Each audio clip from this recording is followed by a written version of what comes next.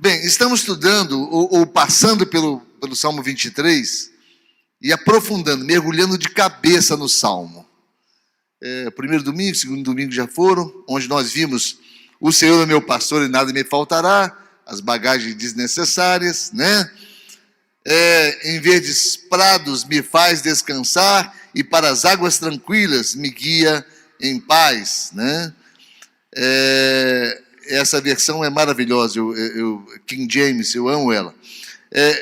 Restaura-me o vigor e conduz-me nos caminhos da justiça, porque eu amo o teu nome. Restaura-me o vigor, conduz-me nos caminhos da justiça, porque eu amo o teu nome. Isso aí, numa outra tradução, seria: guia-me pelas veredas da justiça por amor do seu nome. E eu queria mergulhar de cabeça nesse versículo juntamente com vocês. Prestem bem atenção, porque esse versículo ele pode transformar a tua visão sobre vida cristã. Primeiro, é um versículo messiânico. Ele anuncia Jesus. Ele aponta para o Messias. Davi aqui estava inspirado pelo Espírito Santo de Deus. Só que os homens antes de Jesus não eram morada do Espírito. Eles eram visitados pelo Espírito. Porque para que o Espírito permanecesse neles, a obra salvífica do sacrifício de Cristo Jesus teria que acontecer. Porque o Espírito Santo de Deus era um intruso na terra. A terra foi dada, o sistema desse mundo foi dado a Satanás. Ele se tornou o senhor da terra. Ele conquistou isso pelo engano que ele fez com o homem. Então o Espírito Santo de Deus não poderia estar permanentemente agindo na vida de um homem que havia sido vendido por ele mesmo, pelo próprio homem, a Satanás. Vá imaginando tudo que estou falando para você. Pode parecer estranho o que eu estou falando, mas é pura Bíblia, tá? Só que falado de uma forma que não é muito convencional. Então preste atenção. Se você pegar o capítulo 2 de Gênesis, você vai ver que Elohim Adonai, Senhor Deus, Senhor Deus, Senhor Deus, é repetido, se não me engano, 13 vezes num só capítulo. O Deus falando o nome dele. Meu nome é Senhor Deus, meu nome é Senhor Deus. Alguém tem nome composto aqui? Nome composto? Qual é o nome da senhora? Composto. Cleire Maria. Cleire Maria. Da minha esposa é Maria Cristina. Geralmente quem tem nome composto, Paulo Henrique, ele é chamado pelo nome composto. Deus se autodenominou Elohim Adonai, Senhor Deus. Por quê? Porque ele tinha o senhorio sobre o homem e ele tinha o poderio sobre o homem. Então, poder e autoridade é o que Deus tinha sobre o homem. Mas no capítulo 3, vocês vão ver lá que no primeiro versículo, já do capítulo 3, Satanás engoda o homem, porque Satanás fala para a mulher assim: é assim que Deus... Peraí, tem alguma coisa errada.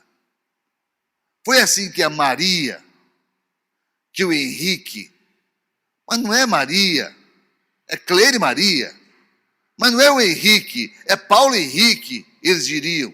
Meu nome não é Henrique, é Paulo Henrique, é um nome composto. Mas Satanás, ele se firma no único nome de Deus. Ele fala, Deus. Por que ele não falou? Ele só falou Adonai. Por que ele não falou Elohim? Por quê? Porque Elohim Adonai é Senhor Deus. Satanás não tem dificuldade em reconhecer o poderio de Deus. Ele sabe o peso que tem o pé de Deus, que um dia vai pisar na cabeça dele. Ele sabe o peso que tem, mas ele não reconhece o senhorio de Deus, porque ele não se submete a Deus. Ele é submetido pela força e não pela vontade. Quem está entendendo o que eu estou dizendo, diga amém. Por isso ele fala assim: é assim que Deus disse, não comereis de toda árvore que está no jardim. E respondeu a mulher: sim, é assim que Deus disse. Ora, no capítulo anterior, Deus falou, se não me engano, 13 vezes, que o nome dele não era Deus, era Senhor Deus. Por que a mulher acreditou mais em Satanás do que em Deus? Porque a mulher repetiu o que Satanás falou. Sim, é assim que Deus disse. Depois dá uma olhadinha no capítulo 3 de Gênesis, vocês vão ver isso. Ora, ela não falou, não, é assim que o Senhor Deus disse. Não. Ela não falou Senhor.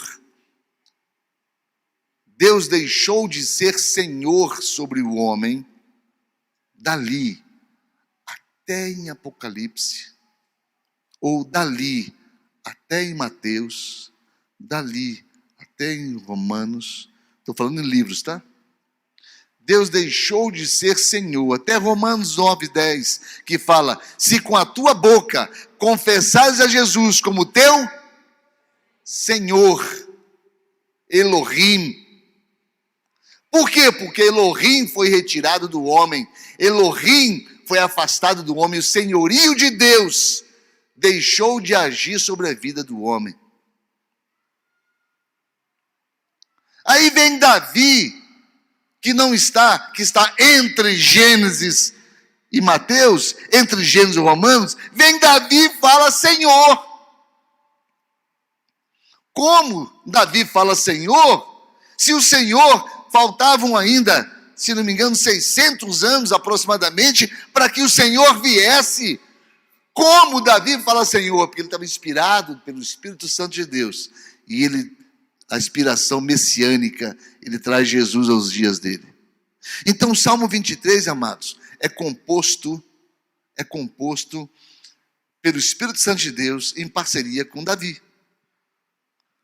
Davi recebe a inspiração do Espírito Santo e revela Jesus.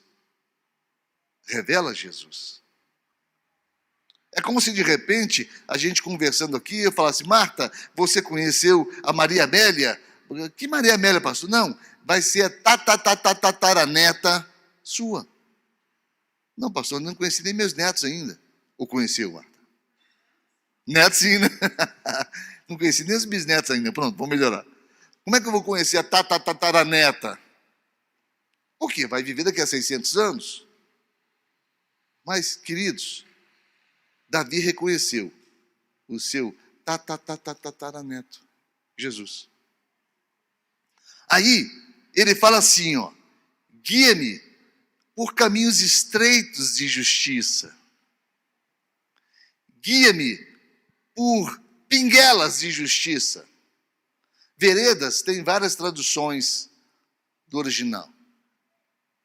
São caminhos estreitos, são estradas vicinais, que nós conheceríamos hoje.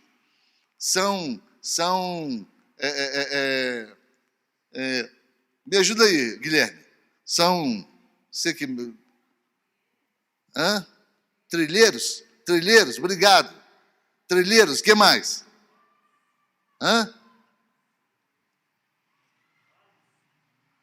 Não ouvi. Vales. Sim, pode ser vales. Mas vocês estão entendendo aqueles piquetezinhos que você fala assim: daqui eu chego lá, corto o caminho aqui e chego lá. Né? É mais ou menos isso. Então, ele está mostrando que não é um caminho largo, não é um caminho habitual, não é um caminho oficial, mas é um caminho estreito, uma vereda, um trilheiro, um trilho, né? Um lugarzinho que está meio amassado porque alguém já passou antes. Então, é mais ou menos isso que Davi está dizendo. Ele vai me guiar por uma vereda de justiça. Não é uma justiça perfeita, porque Jesus não havia vindo ainda. Jesus, a perfeição que é em Cristo Jesus, que é toda justiça, não havia vindo ainda. Então, é um insight, é um ensaio da justiça. pelo quanto eu amo o nome dele. Vamos traduzir isso aqui. Eu fiquei procurando uma figura para que eu pudesse, vocês entenderem a revelação do Espírito. Preste atenção. Nós vamos fazer uma festa.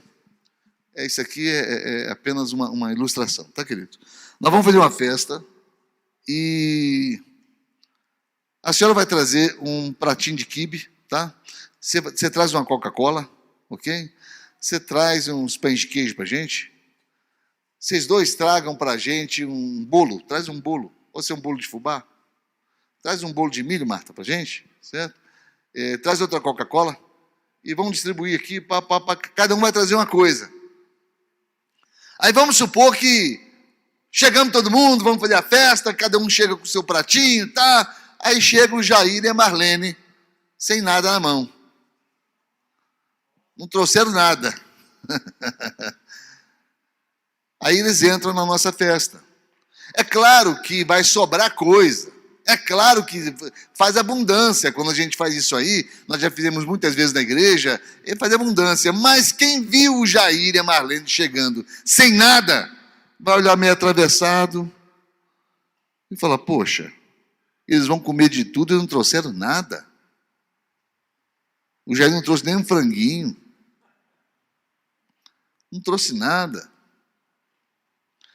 Não vai ser algo muito justo, porque todos colaboraram a favor de todos. Ok. Vai ser algo meio injusto. Mas vamos supor que não são todos que vão trazer. Somente 10 vão trazer. O 10 deles falam assim, não, olha, só nós vamos trazer. Você entende? Só nós vamos trazer. Aí o Ismael, que é um cara rico, está ali, vai falar assim, eu vou trazer, o Janderson, que vai vender muitos CDs ainda, vai por esse Brasil afora cantar, eu vou trazer também. Eu vou trazer também. Aí o Bruno, que agora é internacional, falou, agora eu também vou trazer. Aí junta o Guilherme, que é empresário, eu também vou trazer. Junta 10 irmãos, somente esses 10, e fala, nós vamos trazer. Nós traremos. Os outros todos podem vir só comer. Ok. Aí, novamente, Jair e Marlene chegam sem nada. Eles não fazem parte dos 10. É justo eles participarem? Não. Não é justo. A não ser que eles tenham sido convidados por um dos 10. Com a concordância dos outros 9. Se um dos 10 resolveu convidá-los para estarem na festa, com a concordância dos outros 9, que são os colaboradores, será justo. Somente os 10 poderão olhar para eles e evocar uma injustiça, porque não foram convidados. Porque os outros todos foram convidados. Então, nenhum de nós que somos apenas convidados, podemos olhar para ele e falar assim, não trouxeram nada, esses aí não são bem-vindos, não. Nenhum de nós. A não ser que sejamos um dos 10 e possamos consultar os outros 9. Ok. Vamos caminhar agora mais. Vamos supor, esquece tudo isso, pastor, esquece tudo isso. Esquece. Vai ser só o Bruno Chegado. O Bruno Chegado é dono de supermercado, o Bruno Chegado tem dinheiro doidado, o Bruno Chegado tem uma combona lá maravilhosa, né, Bruno? Que ela faz frete para Brasília, cheio de pastor, enche de pastor ela, leva todo mundo para Brasília. O Brunão falou assim, eu vou pagar sozinho, vem todo mundo para a festa, eu pago. Aí todo mundo vem para a festa, mas alguém que não estava aqui no nosso meio, no dia quer entrar. Lá vem o Jair e Marlene de novo. De novo. Aí vem Jair e Marlene sem trazer nada. E entra na festa. É justo isso? Vocês já aprenderam com o segundo. Hã? só será justo se tiver sido convidado pelo Bruno Chegado. É claro, é ele quem está promovendo a festa, é ele quem está bancando a festa. Então, se ele convidar, tudo certo. Porque, afinal, ninguém está trazendo nada. Ele está pagando tudo. Quem tem que autorizar é ele. Ninguém mais. Assim é o reino de Deus, queridos. Só Jesus está pagando a festa.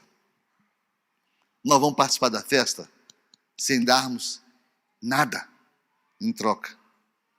Nada. É a graça de Deus. É a graça de Deus.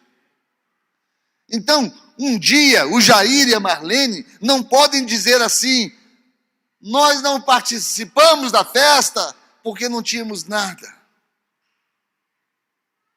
Eles nunca poderão dizer isso. Porque nenhum de nós tinha e participamos. E foi jóia a festa, foi boa a festa. E nós não trouxemos nada, ganhamos tudo. Eles nunca poderão dizer. Agora, o Bruno os convidou. E eles não terão ido à festa, porque eles rejeitaram o convite do Bruno. Então, se alguém aqui for para o inferno, preste atenção, se alguém aqui for para o inferno, não será por causa dos seus pecados. Seus pecados não têm poder de te levar para o inferno.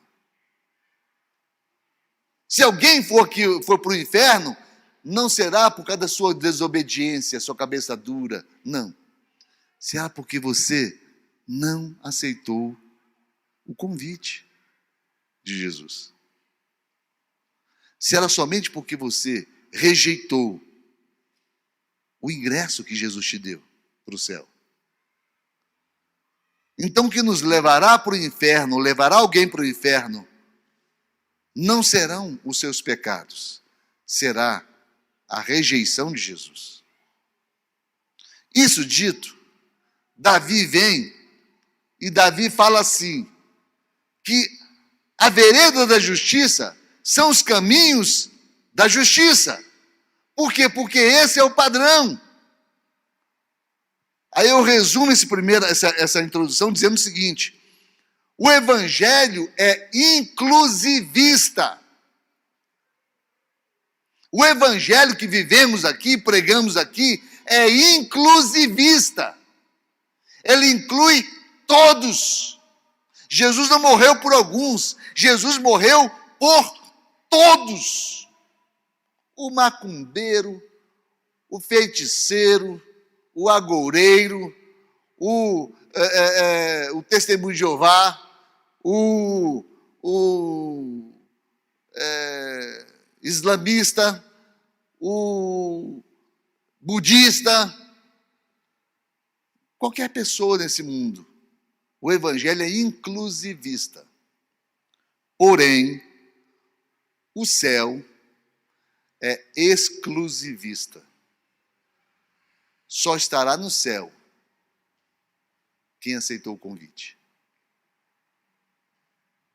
Só estará no céu quem praticou aquilo que está em João, que fala: e a todos quantos o receberam, deu-lhes o poder de serem feitos filhos de Deus. Só filhos estarão no céu. Mas qualquer um pode ser filho, desde que aceite a paternidade de Deus. Quem entendeu, diga amém. Está entendida essa introdução? Então, o que Davi está dizendo? Davi está dizendo assim, por amor ao nome dele que eu tenho, ele me leva por uma vereda de justiça, apesar de eu ser um assassino, apesar de eu ser um adúltero, apesar de eu ser um mentiroso, apesar de eu ser um rei sanguinário, apesar de eu ser quem eu sou, ele vai me guiando pelo caminho da justiça. Mas espera aí, eu sou injusto, mas ele me faz justo. Ele me justifica. Olha a visão de Davi. Olha a visão de Davi. Davi ele tem uma visão lá de Romanos 3, 10, 12. Reparem só, como está escrito, não há um justo, nenhum sequer. Davi sabia disso. Davi sabia que ele não tinha justiça nenhuma nele mesmo. Mas ele amava o nome de Deus. Ele amava o nome de Deus. Aí a gente vem buscando que tipo de amor Davi está falando. Davi está falando do amor agape, do amor da entrega. Ele está falando de Jesus aqui. Porque Deus, João 3,16, Deus amou o mundo de tal maneira que Deus deu tudo que ele tinha. Mas Jesus deu tudo que ele era. Jesus se entregou. Jesus entregou-se completamente para que nós não precisássemos trazer nenhum pratinho para a festa. Ele se fez tudo que a gente necessitava na festa, para que ninguém precisasse trazer nada. Que amor é esse? A gente canta aqui, meu Deus, que amor é esse? Que amor é esse? É o amor agape, é o amor da entrega.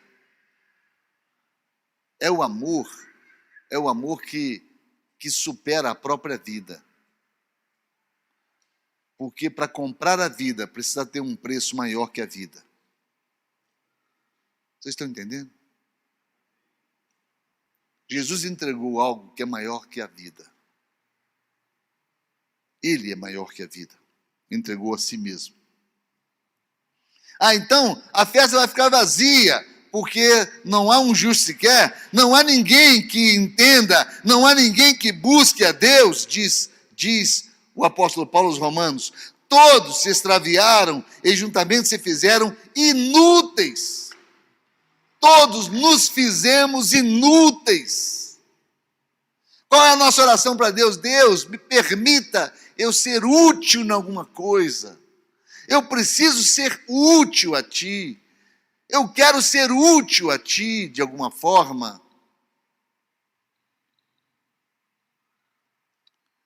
Existem testemunhos que a gente pode contar e testemunhos que a gente não pode contar. E eu estou buscando aqui na minha memória um punhado de testemunho para falar sobre utilidade e só encontro os que eu não posso contar. Mas olha, nós precisamos ser úteis a Deus.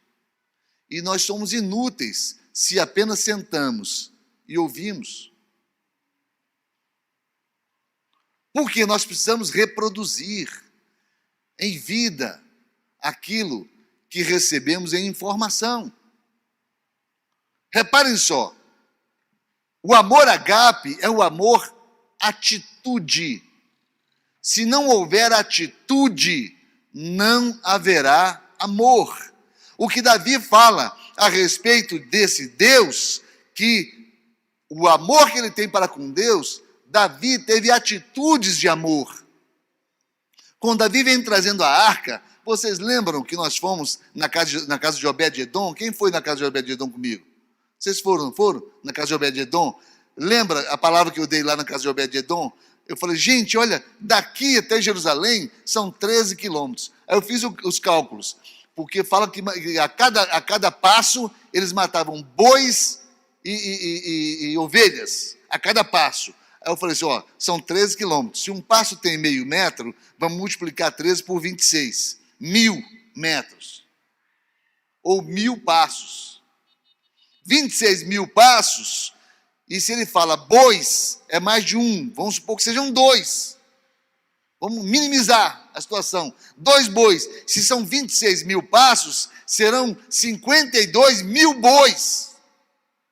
Mais ovelhas.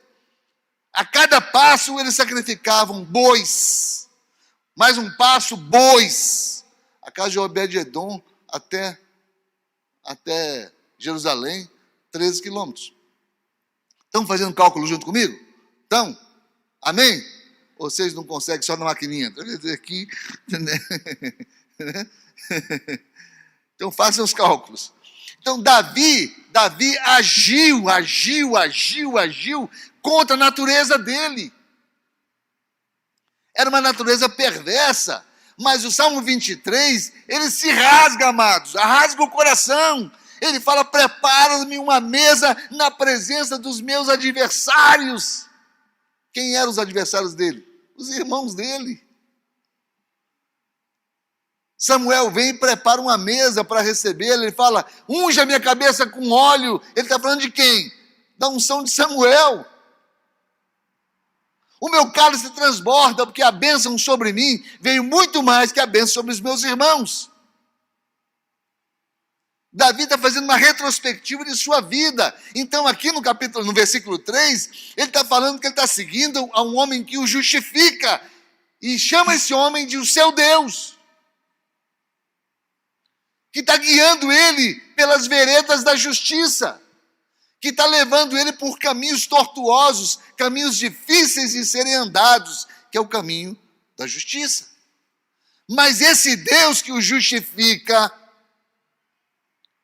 e ele está extrapolando a época aqui, porque não existia graça naquela época, não existia a graça de Deus, só a justiça de Deus. E ele desenha esse quadro. E não há quem pague o preço da festa. Não há quem pague os docinhos da festa. Então a festa vai ficar vazia? Não, Jesus confessa, horas antes da sua morte, ele confessa sobre a justiça de Deus. Percebam só, João 17, 25. Jesus fala assim: Pai justo. Olha como Jesus se refere a Deus. Pai justo. O mundo não te conheceu, mas eu te conheci. E eu te apresentei ao mundo. E estes conheceram que tu me enviaste. Eu paguei a entrada dos que creram em mim, a preço do meu próprio sangue. É o que ele está dizendo para Deus. A festinha lá, Deus, eu paguei o preço para todo mundo. Os que creram em mim. Por isso que eu falei para vocês que o céu é exclusivista. Só vai entrar no céu quem creu em Cristo Jesus. Amém, queridos? Percebam como o evangelho é inteligente. Percebam. Porque muita gente fala por aí: não, nós somos todos filhos de Deus. Não. Marcos 16 fala: ide por todo mundo e pregai o evangelho a toda criatura. Alguém já viu alguém pregar para macaco aí? Pregar para cachorro, para papagaio, para gato. Se bem que tem alguns pets aí que parece que viraram filho, viraram família mesmo, né? Então, eu não me surpreenderia de alguma coisa nesse sentido, não. Mas, de qualquer forma, que criaturas são essas que a Bíblia está falando? Que criaturas serão essas que nós devemos pregar o Evangelho? Para aqueles que não são filhos. Por quê? Porque a todos que o confessaram, como disse João, transformou a cada um deles em filhos. Quem? Os que creem no seu nome. Então, é um processo de conquista do lugar na festa. É um processo de conquista. Jesus vem e te chama: você quer ir na minha festa? Mas eu não tenho docinho, eu não tenho bolo, eu não tenho dinheiro, a coisa está difícil. Jesus fala: não, mas o preço está pago. É só você ir na festa. Mesmo. A festa é minha. Eu estou dando a festa. Então eu quero sim. Então toma um convite. Toma o selo do Espírito Santo. Na hora que você estiver entrando nas portas do céu, nada poderá tirar esse selo de você. Esse selo é eterno. Esse selo, ele ele vai marcar o teu espírito. Vai marcar o teu espírito. Interessante, quando a gente cita que refrigera a minha alma. Vocês já viram uma alma refrigerada? Como é que será uma alma refrigerada? Preste novamente atenção no que eu vou falar para vocês. Queridos, eu não tenho intenção nenhuma de falar aquilo que não seja Bíblia. Eu só não percorro nos caminhos normalmente percorridos pela grande maioria dos pastores. Eu só gosto de pensar na curva, na vírgula, sabe? Nos dois pontos. Pare e pense comigo, refrigera a minha alma.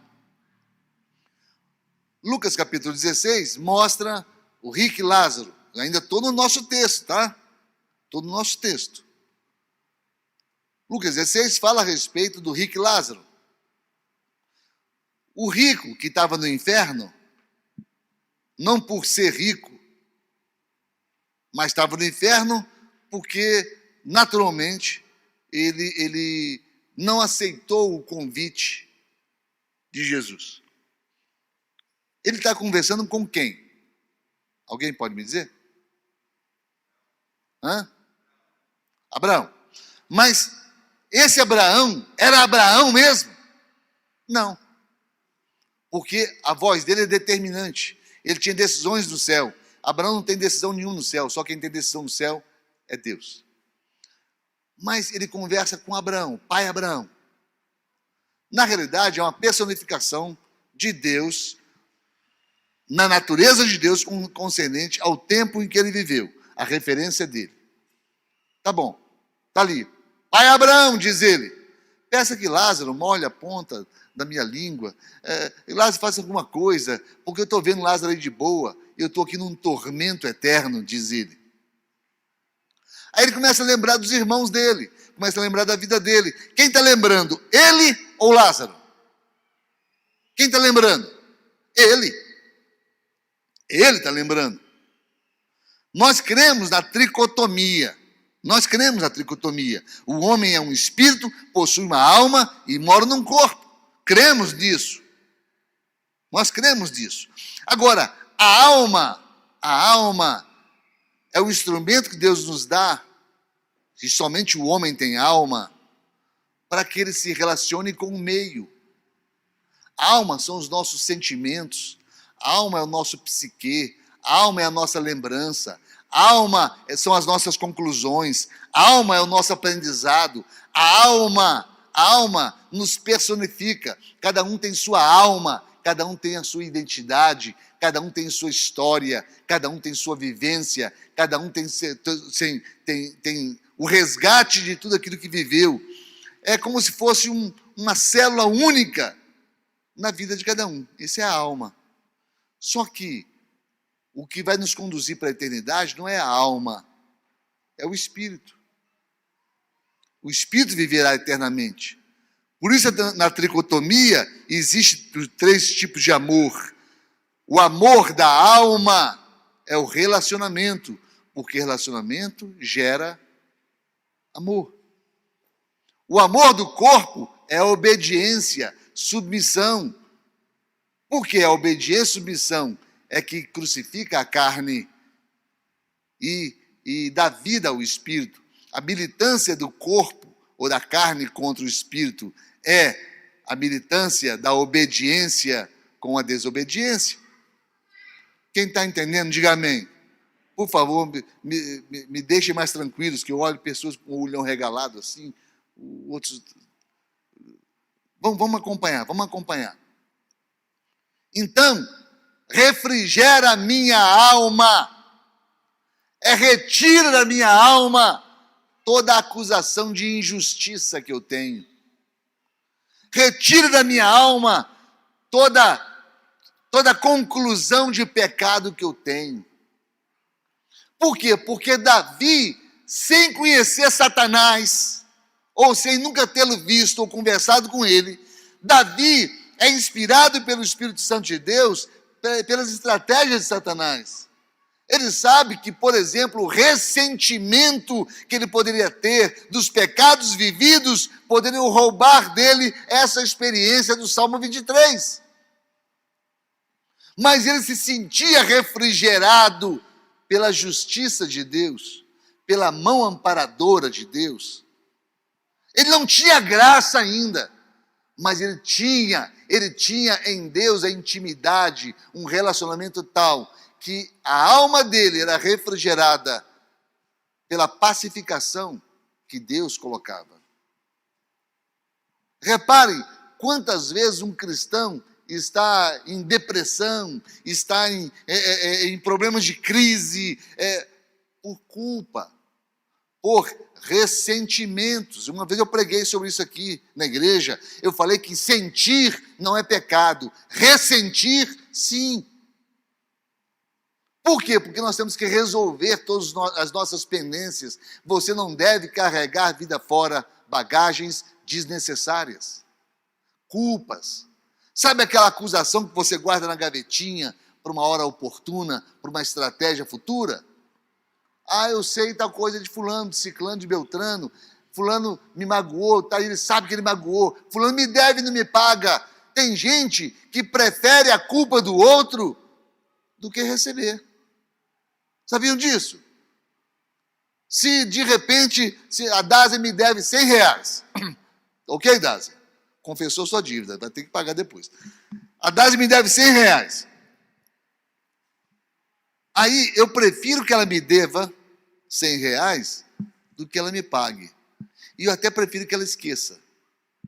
Por quê? Porque ela esquecendo, eu tenho uma arma contra ela. Amanhã depois a Dádia vai falar: ah, pastor, o senhor naquela noite pregou, eu achei que não foi bom. Eu vou dizer: mas você me deve R$100? Tem gente que vive acumulando lixo, vida fora, emocional. Essas pessoas não têm a alma refrigerada. Não tem, a alma está atormentada. Tormento, a Bíblia fala que o medo produz tormento. Tormento, o radical de tormento no grego é fogo. Tormento é fogo na alma. Quem tem fogo na alma não refrigera a alma. Não tem a alma refrigerada. Então, Davi está tendo uma experiência com o Espírito Santo de Deus. O salmo é messiânico. 1 de Pedro 3,18 fala assim: porque também Cristo padeceu uma vez pelos pecados, o justo pelos injustos, como levar-nos a Deus. Guia-me. Existe um destino. Eles não estão andando por qualquer caminho, não. Ele está mostrando para Davi, Deus, pelo Espírito Santo de Deus, está mostrando um atalho para Davi, está mostrando um caminho para Davi que o levará ao destino final, que é Deus. É um prenúncio da graça, o que Deus faz aqui no Salmo 23. Guie-me pela vereda da justiça. São, na realidade, 700 anos aproximadamente que Davi antevê a graça de Deus. Romanos 3, 21 a 24 fala assim: isto é, a justiça de Deus pela fé em Jesus Cristo, para todos e sobre todos os que creram, porque não há diferença entre as pessoas. Ninguém pagou o ingresso, ninguém levou o pratinho, ninguém levou o refrigerante, e todo mundo foi estar na festa. Então não há diferença, todos nós estamos na mesma condição, do Jair e da Marlene, que não trouxeram nada para a festa. Quem está entendendo, diga amém. Todos estamos na mesma condição, é o que o texto diz. Porque todos pecaram e destituídos estão da glória de Deus. Ninguém merece estar na festa. Ninguém trouxe nada para a festa. Todos pecaram. Sendo justificados gratuitamente pela graça. O Bruno nos deu de graça a festa. Você não estava aqui na hora, Bozinha? É apenas um exemplo que estou dando, algo no começo. Meu amor está perguntando: que festa é essa?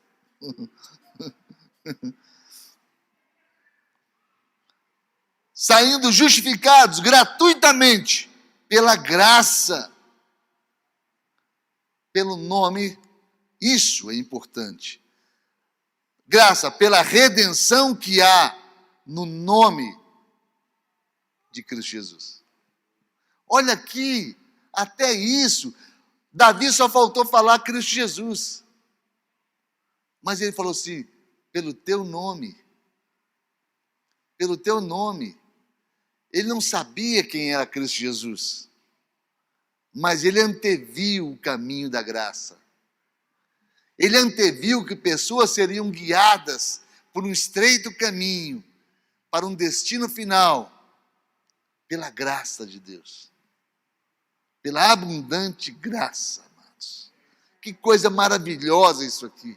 Ele não sabia dar nomes, mas ele sabia que existiria um tempo em que as pessoas injustas seriam justificados por alguém e guiados por esse alguém ao caminho eterno.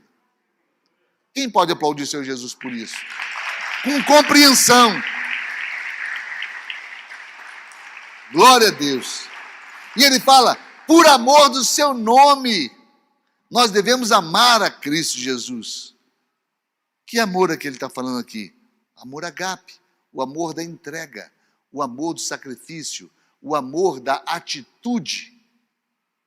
Uma vez exemplifiquei aqui, eu vou fazê-lo novamente.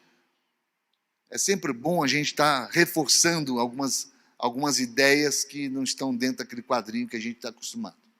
Ó, o amor de Cristo Jesus, ele é o amor à atitude. Por quê? Porque começa com a atitude de Deus. Deus amou o mundo de tal maneira que deu. Se Deus não tivesse dado Jesus, nós acreditaríamos que ele teria nos amado? Não. Não.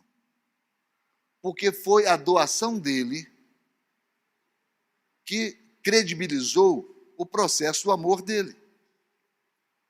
E nós sabemos que tudo que o homem planta, o homem colhe, e sabemos que quem nos ensinou isso é fiel para manter isso. Ou seja, Deus plantou no mundo o quê? Um filho. Para colher o quê? Filhos. Então ele plantou uma semente que teve que morrer, porque nenhuma semente sem morrer, ela nasce. Ela precisa morrer primeiro. A semente morre e é plantada para que ela possa nascer. Pega uma semente verde e você vai ver que não nasce. Ela tem que secar, tem que morrer. Então, ele plantou uma semente na terra e nasceram filhos. Nasceram filhos. Só que Deus teve uma atitude para conosco, para colher o quê? Atitudes. Deus colhe atitudes. É esse o amor que nós queremos receber de Deus, o amor atitude. Ninguém aqui quer o amor emoção. Não. O amor atitude. Quantas vezes nós recorremos ao cônjuge e a gente quer que ele explicite o amor com atitudes. De repente, toma um café, amor, quer um cafezinho? Tá. Ela estava esperando um cafezinho, não tinha pedido ainda.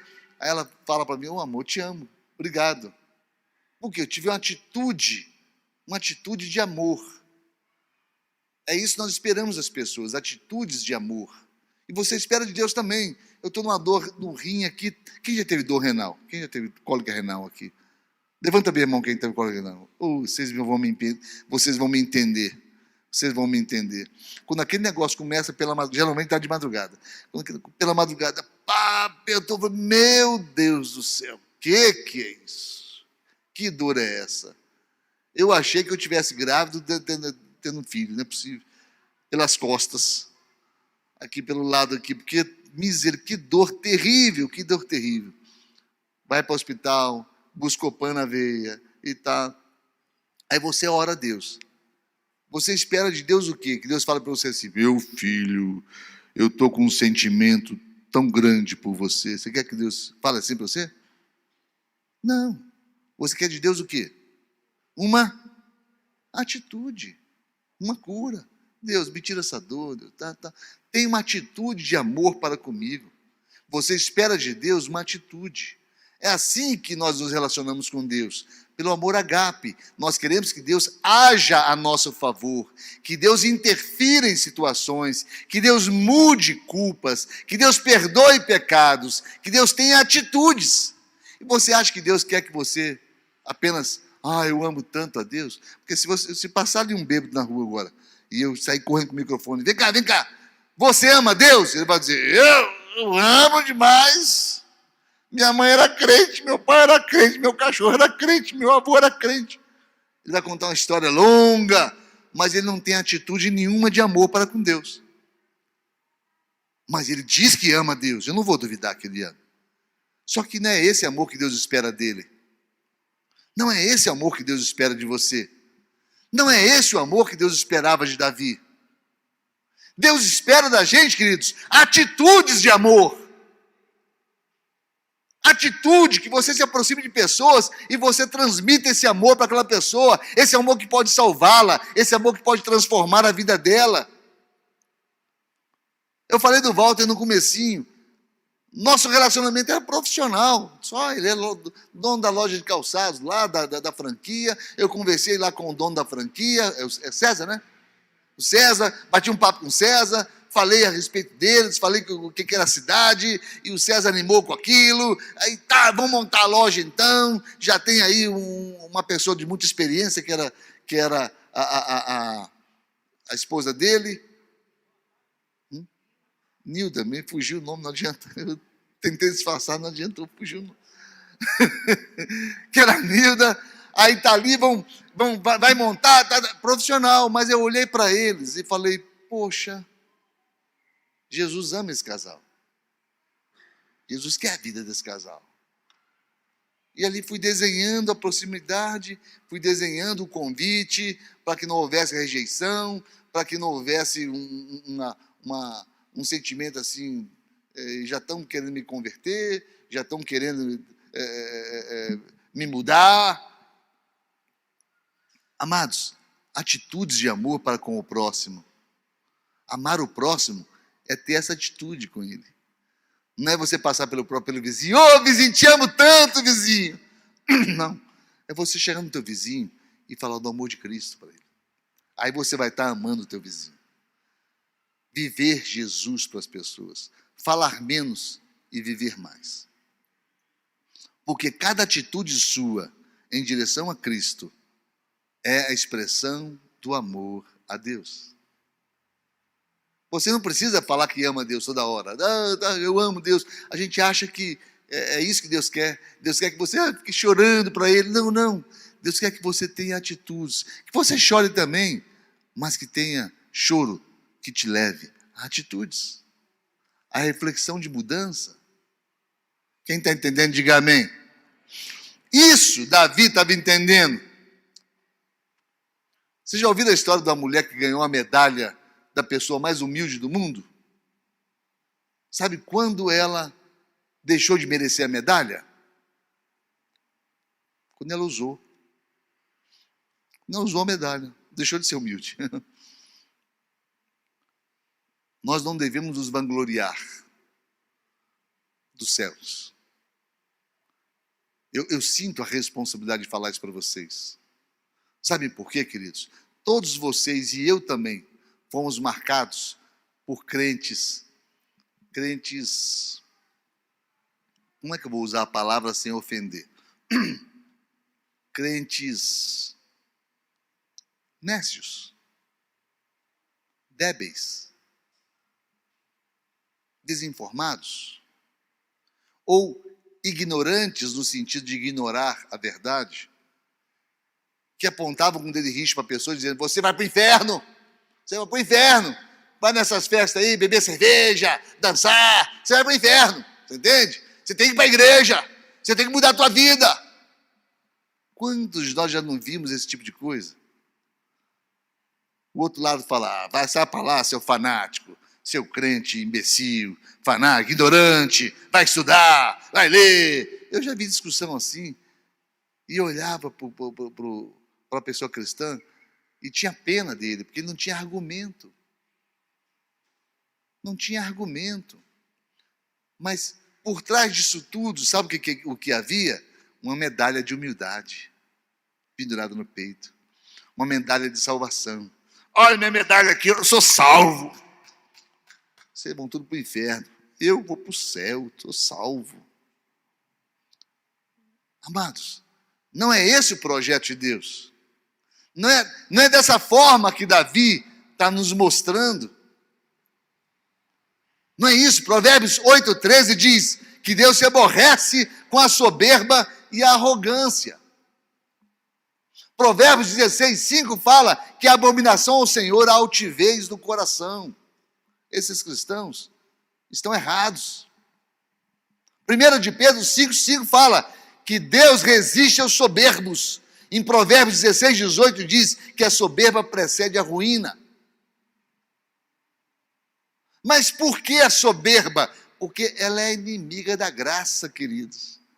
Ela evoca para si louros da vitória alcançada por Cristo Jesus.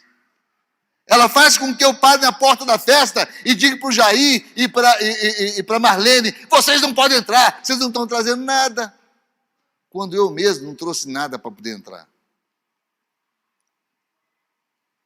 Ela faz com que os cristãos fiquem na porta das igrejas, apontando para o mundo e condenando o mundo, quando a igreja devia estar lá, vivendo em meio a eles, para mostrar que existe luz em meio às trevas, existe sal na insipidez da vida, existe esperança para o perdido. A igreja não é aquela que se reúne, a igreja é aquela que se espalha.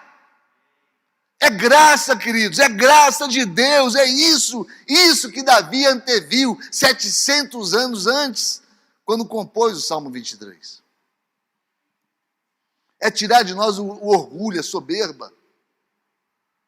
É como se de repente as colheres de pedreiro fizessem uma greve e dissessem: nós queremos a honra da construção dos grandes prédios, edifícios. É como se de repente o pincel falasse assim: ó, não foi Leonardo da Vinci que pintou a Capela Sistina, foi eu, o pincel. Aí nós faremos um busto ao pincel. Será que é isso?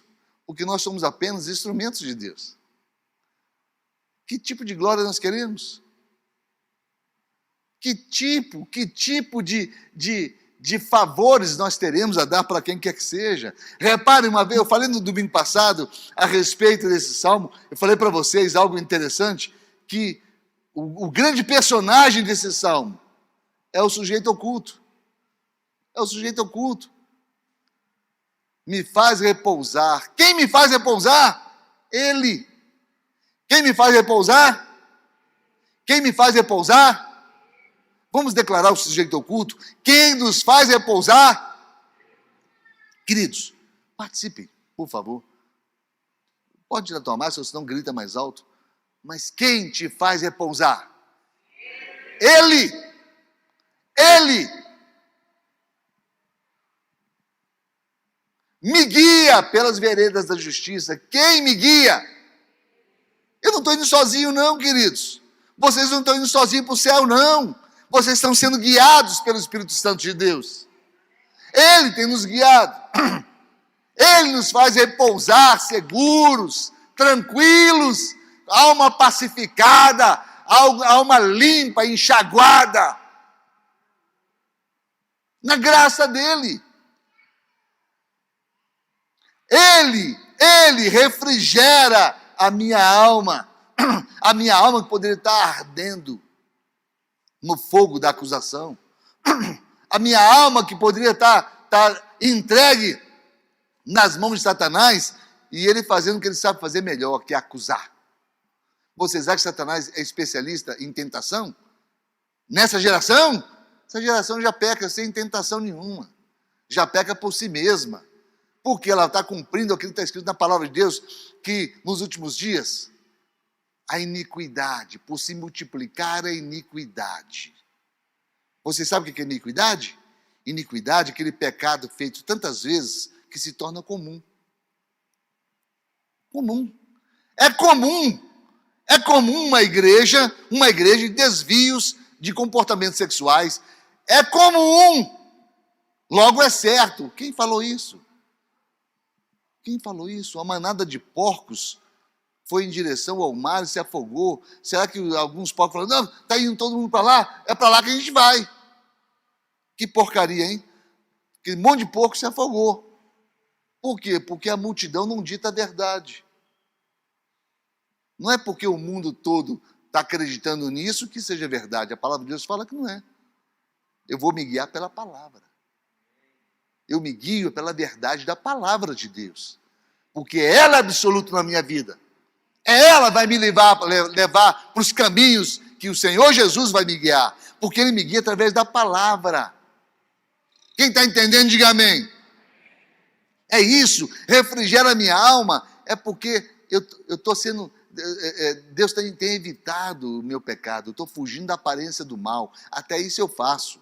Eu lembro, uma vez, eu fui gerente do Banco Brasil em Bela Vista de Goiás. Aí, o pessoal lá, quando eu cheguei na agência, tinha o costume de sair todo mundo depois do expediente e tomar uma cervejinha. E eu nunca aceitei isso, nunca quis isso. Porque eu tinha minha família, queria voltar para minha família, tá? Mas teve um dia lá que um colega estava despedindo, estava mudando de agência, e eu comentei com o meu amor, falei, vou sair com os amigos do banco um pouquinho, vou atrasar aí uma meia hora, e vou sair para despedir desse amigo do banco que está mudando.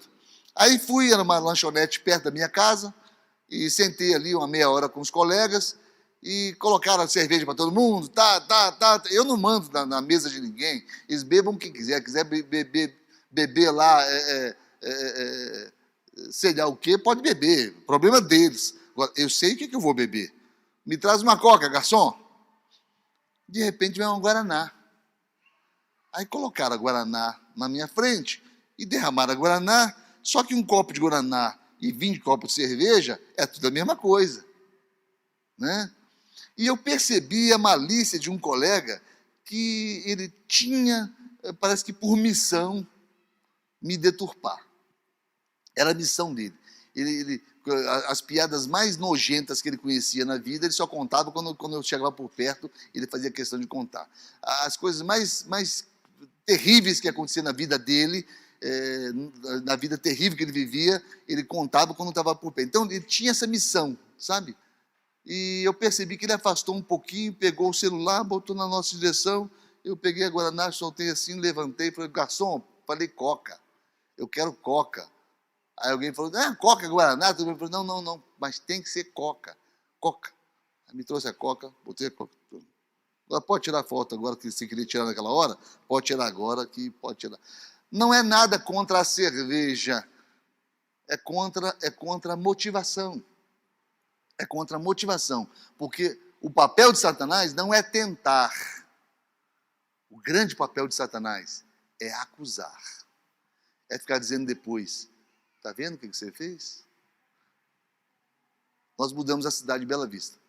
Deixamos uma igreja plantada lá com mais de 150 pessoas. Famílias salvas. E, de repente, não podia manchar isso com uma mentira que iriam pregoar, mostrando foto para todo mundo. Ó, o pastor bebendo cerveja com a gente lá, e já estava bêbado, já tinha bebido umas 10 cervejas já, o cara dele como é que está? Sabe? E essas coisas são assim. Agora, o que acontece, queridos? Satanás é especialista em frustrar os planos de Deus. Por isso, vigiar, refrigerar a minha alma, é você dormir tranquilo. É você dormir pacificado. É você dormir sem acusações. É você entender que Deus está cuidando da tua vida. E se tem problemas e teve durante o dia, a vida não acabou, não. Existe a graça de Deus. Existe o ingresso que o Bruno vai dar. Sabe? Você está convidado para a festa. Amém, queridos? Quem vai à festa aí, diga amém. Glória a Deus, glória a Deus. Está comigo, Ele está comigo. A sua vara. A vara de quem? Dele. A vara era para conduzir as ovelhas, bater na lateralzinha das ovelhas, batendo nas ovelhas, vamos, e sair na frente gritando. A vara mantém as ovelhas no curso certo. E o cajado é para puxar de volta aquelas que a vara não alcançou. Aquelas que a vara não conseguiu manter no caminho, e elas desviaram o cajado para pegá-la pelo pescocinho e puxar para o lugar certo. Eles fazem o quê? Me consolam, me ajudam a me manter na vereda da justiça, a me manter seguindo o justo Jesus, o justo Senhor, a me manter numa vida de equilíbrio, numa vida pacificada em Cristo Jesus. Quem está entendendo, diga amém. Glória a Deus por isso. Glória a Deus por isso. Prepara-me uma mesa. Quem? Ele. Sempre Ele. Sempre Ele.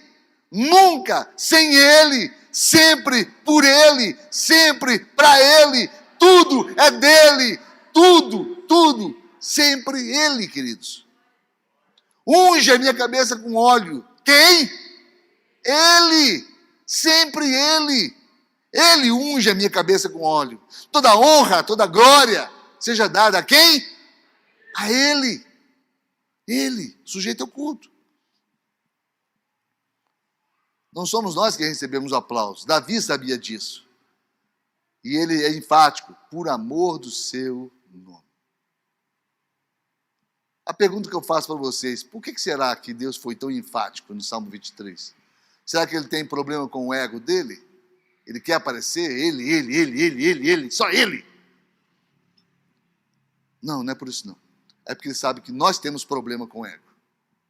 Então nós precisamos ser lembrados que temos que confiar nele.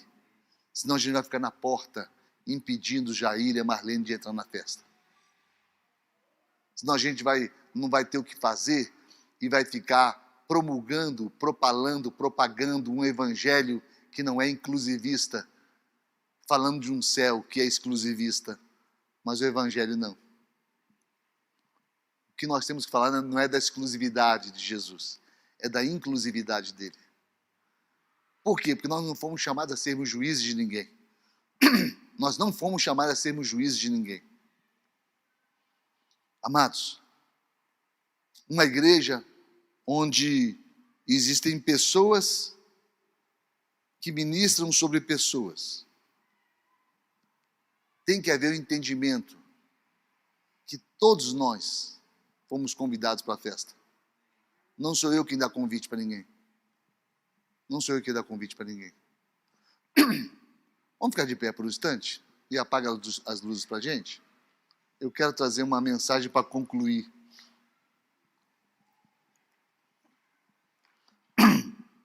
Humildade não é sinônimo de baixo ou baixa autoestima.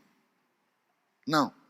Humildade é não ter nada além para oferecer, a não ser aquilo que você tem. Humildade é você se contentar com o que você tem. O que nós temos? Nós temos a bênção de podermos ser úteis a Deus. E que Ele possa agir na graça dEle, na vida das pessoas. Lá em Romanos 12:3 fala assim: porque pela graça que me é dada, esse sou eu, esse é você.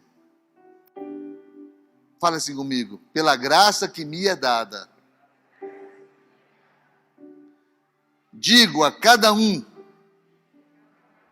dentre vós, que não pense de si mesmo além do que convém. Antes, pense com moderação, na medida da fé de que Deus repartiu a cada um de nós.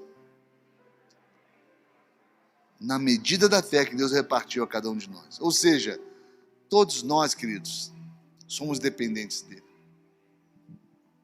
Aqui não tem ninguém melhor que ninguém. Ninguém aqui é melhor que ninguém.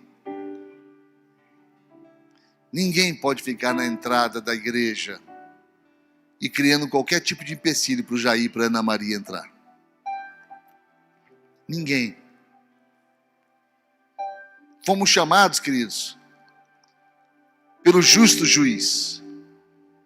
Somos injustos, somos imperfeitos, somos pecadores, todos pecaram E isso a gente não pode esquecer nunca. Mas nós devemos buscar ser úteis a Deus. Primeiro, úteis a nós mesmos. Porque um ingênuo, inútil, é o que Satanás quer de nós. Mas nós devemos ser úteis. Eu não estou passando isso para vocês para alimentar vocês. Não. Eu estou passando isso para vocês para que vocês sejam munidos de força, convicção, fé, porque a fé vem pelo ouvir, para que vocês saiam daqui e sejam igreja lá fora, para que vocês saiam daqui e ajudem pessoas lá fora, para que vocês saiam daqui, saiam inteiros, sem culpas, vocês saiam daqui entendendo que o justo juiz que nos guia pelas veredas da justiça por amor do seu nome, é Ele quem pagou o preço. A Ele seja dada toda a honra, toda a glória, todo o louvor, toda a adoração. É Ele, sempre Ele, ninguém além dEle. Nós não precisamos carregar na bagagem da vida santo nenhum. Nós não precisamos de Santo Antônio, São Jorge, São Tadeu, São Maria, ou seja quem for. Nós não precisamos de ninguém, a não ser Ele, tão somente Ele. Que isso não tire de nós o respeito, o valor por quem quer que seja, ou por qualquer nome de memória que tenhamos, mas que não coloquemos ninguém além dele. O Senhor é o meu pastor e nada me faltará.